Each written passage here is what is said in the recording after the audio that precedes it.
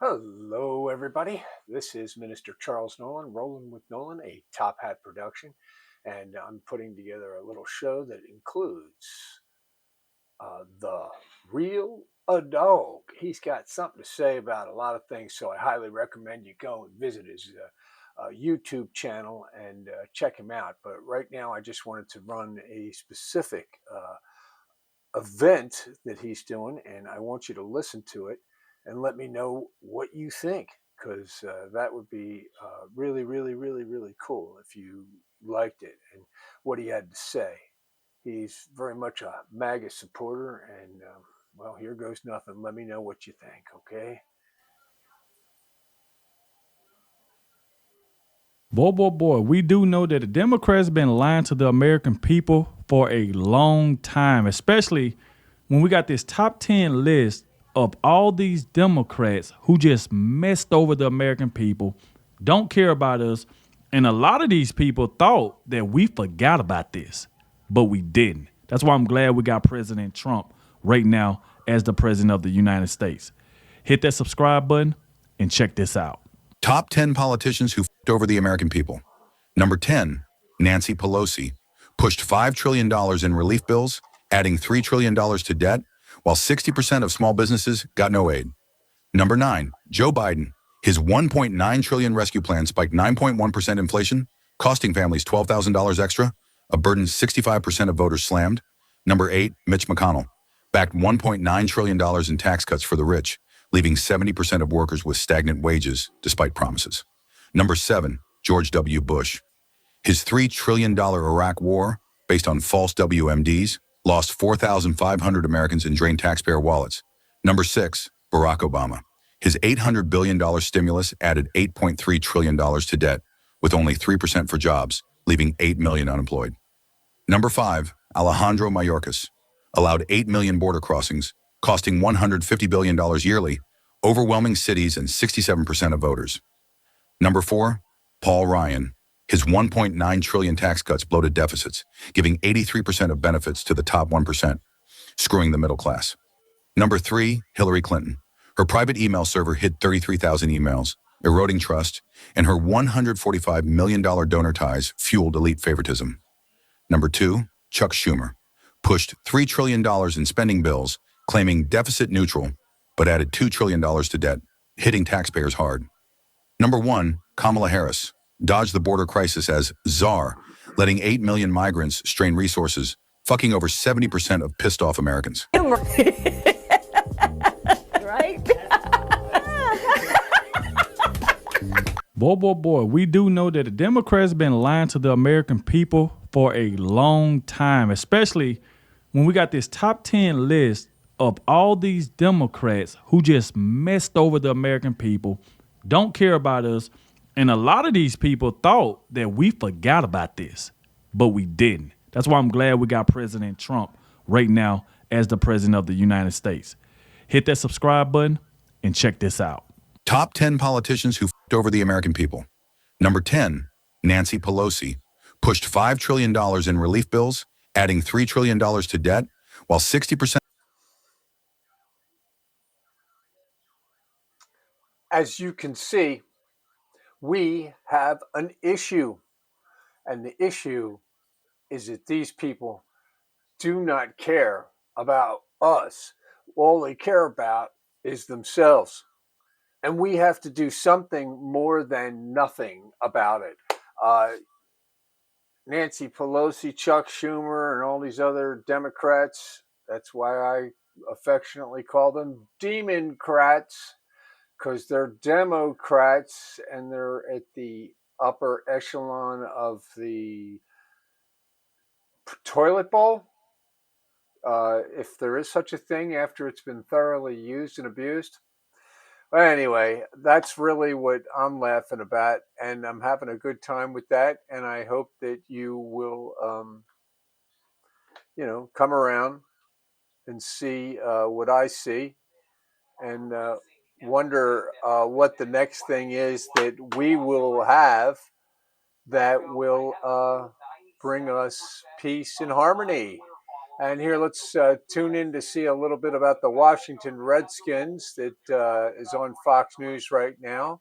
D.C., partly on federal land, partnership with Washington, D.C. It's well within the bounds of presidential authority for the government to be involved here and to say if you're going to get hundreds of millions of dollars, if not $1 billion or more, in partnership-related funds and tax abatements, we want to have conditions associated with this. And one of them is bring back the Redskins, bring back the Cleveland Indians, and let's end this woke nonsense in sports once and for all. Amen. Clay Travis, thank you so much. Thank you so much for tuning in and giving us your thoughts and opinions and everything else here on the Will Kane Show, who's being sat in for. But we definitely like the Fox News, the Will Kane Show. And right now it is time for the 5. So if you want to watch some 5, I'll let you hear it for the beginning because today's Monday and the first 5. So enjoy as we watch it. 6 months out since President Trump kicked off what he called the golden age of America with the start of his second term. And despite all the critics, 47 got plenty of wins on his plate to boast about. Let's break it down. That big, beautiful bill he promised, signed. Tariffs, they've pulled in a whopping $100 billion in revenue. And illegal border crossings have dropped to record lows. Here's what White House Press Secretary Caroline Leavitt says about that. I think you've all seen in 6 months' time, the president has delivered on those 2 core campaign promises. Inflation is now running at a 2.1% annual rate. You look at our southern border, look at the numbers. Just last month, 0 illegal aliens were released into our country. And then look at what the president has done on the world stage. He has ended wars like India and Pakistan. He continues to work aggressively to end the war in Russia and Ukraine. But don't just take the White House's word for it. President Trump's success at the border is showing up in the data. June saw the lowest month of border encounters ever recorded, and the second straight month with 0 illegal aliens released into the country. And yet, the Dems still won't give Trump credit. LA Mayor Karen Bass telling ABC's Martha Raddatz his crackdown isn't working. If you ask me, is there anything that they have done good in terms of immigration? I don't know. I don't think so.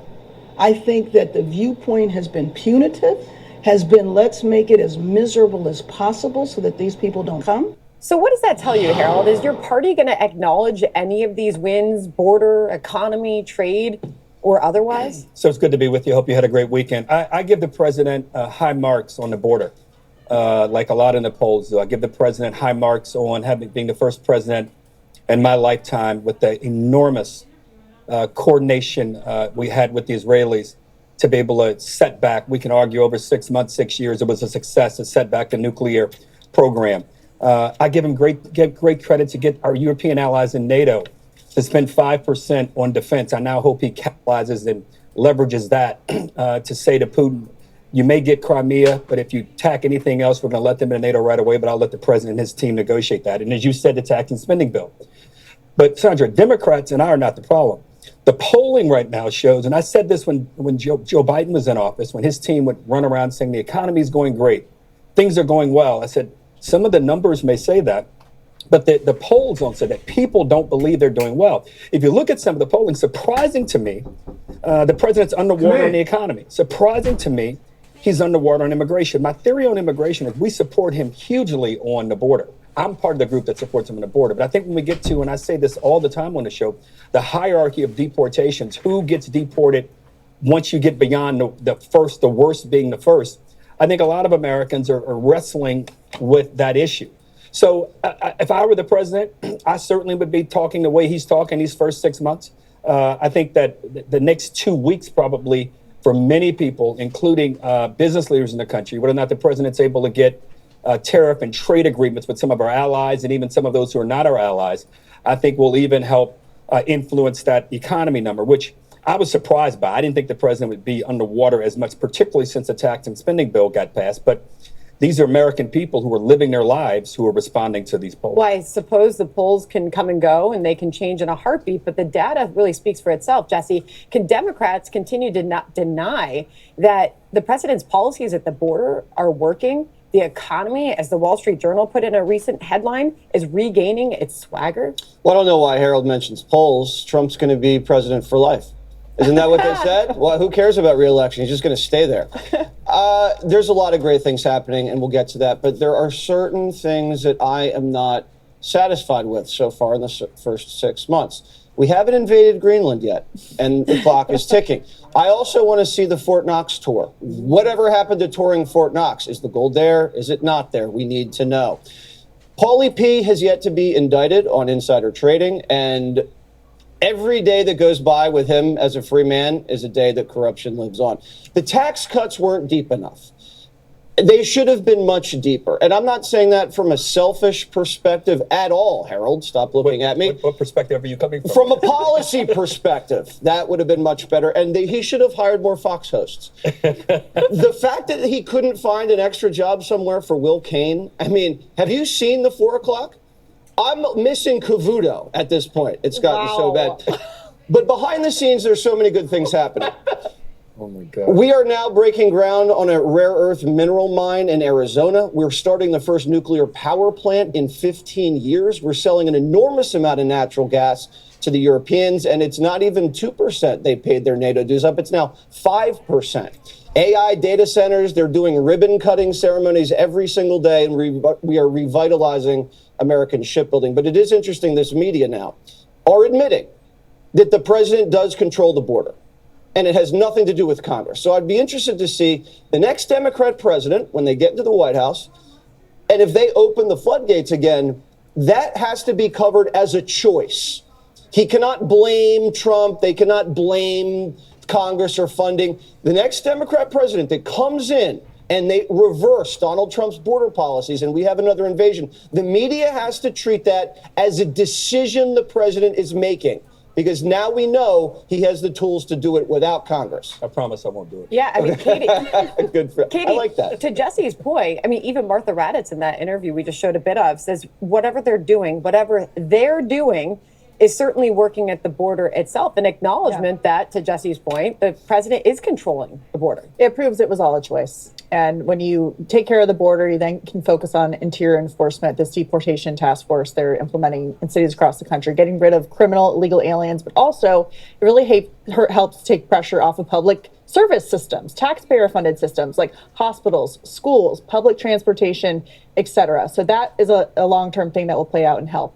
I always used to say that working in D.C. is like dog years, one feels like 7, but based on how much Trump has accomplished in 6 months, we're going to need another comparison. And these are not gimmick achievements. They are short-term politically popular for the most part, and long-term, they help the country and the world, whether it's the AI that they pushed forward last week, whether it's the Bitcoin reserve they're doing, whether it's these agreements for NATO to pay more when during his first term, he was accused of wanting to end NATO. These are things that are long-term, not short-term. And Democrats can talk about the poll numbers slipping on the border issue, maybe by 1 or 2%, but their approval rating is in the 30s. And they're having a very hard time even figuring out where they stand as a party. So the president's doing pretty well. And also on the border issue, you know, it's easy to do the things on the surface, but when it comes to getting people out of these communities and the media onslaught of it's not fair to get rid of people here illegally, those are the hard things the president is doing. And they tap into people's emotions. But he's doing the things he said, and he set the bar for future politicians to campaign and then execute, not just campaign and then not do what they say. Very interesting. Greg, what has been your favorite part of the 6 months of the golden age? Well, there was that time I was in Miami. Was it Shakespeare who said the fish rots from the head? That's why her name is Karen Bass. It is amazing when a stupid person stumbles into the answer that they've always missed. It's like a blind person getting the Wheel of Fortune puzzle right. That's what happened when she said how awful it was that, you know, illegals are being, you know, faced with punitive measures. She actually said punitive as though that's a bad thing. Punitive measures is the exact bedrock of law and order. You discourage law breaking with punishment. How does a mayor just discover this and see it as a bad thing? I am convinced she's a complete cutout. She's not even real, because everybody understands this basic principle. And if she doesn't, then it tells you why Democrats needed Trump more than Republicans did. Because if you notice, there really isn't a lot of pushback on Trump. I mean, you get the usual clowns on CNN, MSNBC, and the Adam Schiffs and the Jeffries. But for most Democrats and most people, everyone knew there had to be a change, but they also knew they couldn't do it themselves. They were too beholden to activists, special interests, identity groups, dogmatists. Trump gave them an out. He came in, I'll be the villain. You know what? I'll take the heat. I'll save women's sports. I'll close the border. I'll loosen up regulations so people can start making some money. And you can say that you hate it, even though you really like it. It's like when you wake up the next day and you're relieved that the bartender cut you off when he did. The libs needed somebody to cut them off because they couldn't do it themselves. And so now it's a twofer. They get to blame Trump and hate Trump and benefit from his policies. Meanwhile, the Dems are kind of like a softball machine. They're always throwing these big, fat, slow pitches. And Trump just wails them over the fence. You know, what did they do? They attacked him in the beginning about gas and eggs. Two things that you can fix right away, and he does. Then you have the tariff thing. They said was terrible. Well, every week a new country comes to the table. He has a win like every 3 days. It's like a couple hundred countries, one after the other. Then if they come out and they say, oh my God, look on immigration, look at this Maryland dad, look at this woman who was kidnapped by ICE. And then you end up with a counter story, which is more devastating or real. You end up with a rapist being arrested, a pedophile being arrested, a gang member shooting a cop in the face. So every single thing that they do, he ends up having an answer for, and it's better. So I think that's why they're kind of relieved that the golden age is here. When are you going back to Miami? In a few weeks. Me and Will Kane are going. It's clothing optional. Because that was my favorite week, too. When you were gone. You guys. All right, up next, Hunter Biden explodes at George Clooney for kneecapping his dad.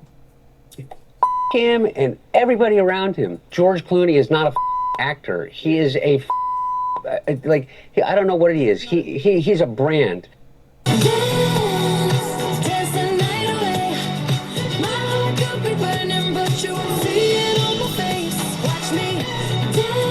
When you need to prepare for unpredictable adventures, you need WeatherTech. Laser measured floor liners, front and rear.